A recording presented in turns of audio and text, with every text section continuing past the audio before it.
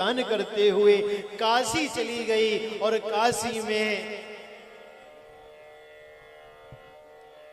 भगवान शिव जो ज्योतिर्लिंग के रूप में उपस्थित हैं, जिन्हें विश्वनाथ कहते हैं, उन शिवलिंग का उस देवी ने दर्शन किया और जैसे ही दर्शन किया उसके नेत्र से आंसू की धारा निकलने लगी है। प्रभु, हमने कौन से पाप नहीं किए हैं, हे परमात्मा, हमने कौन सा गुनाह नहीं किया है, हमने तो सारे छल प्रपंच किए।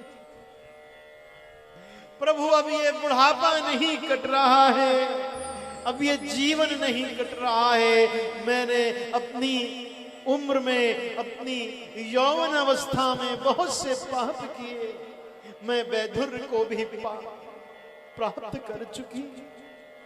हे शिव, मेरी रक्षा करें। ऐसा कहकर रोने लगी। ब्राह्मण लोग वैदिक मंत्र पढ़ते हुए भगवान शिव का अभिषेक कर रहे थे। कोई गंगा जल से, कोई गन्ने के रस से, कोई गाय के दूध से, ऐसे दिव्य दिव्य रसों से भगवान शिव का ब्राह्मण लोग अभिषेक कर रहे थे और चुलचुले रो रही थी। कभी कभी आप देखिए कि भजन सुनते सुनते आंसू आ जाते हैं। कभी मंदिर में गए, द्वारिकाधीश के दर्शन कीजिए, कभी बाबा विश्वनाथ के सामने जाके खड़े होइए, कभी महाकाल के सामने जाकर उनके शिवलिंग को ताड़िए, देखिए तो अंदर हलचल होती है और आंखों से आंसू निकलते हैं। तो सोच लो, शिव जी का इशारा है, शिव जी का बुलावा है कि तुम्हारे ऊपर मेरी कृपा है, कृपा है, कृपा है।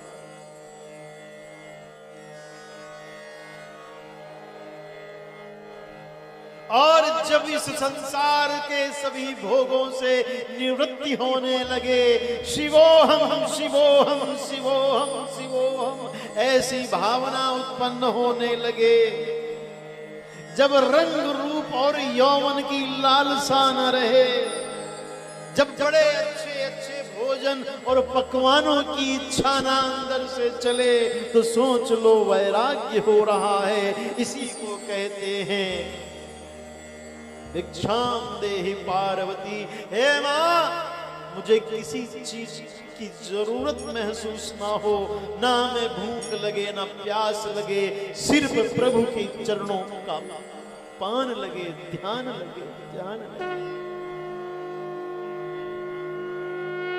चंचुले ने देखा कि वहीं शिवालय पर एक व्यास पीठ बनी है और वहां पर एक ब्राह्मण भगवान शिव की कथा कह रहे हैं। उन ब्राह्मण के सम्मुख बहुत से स्त्री पुरुष बैठे हैं। वहां चंचुला चली जाती है।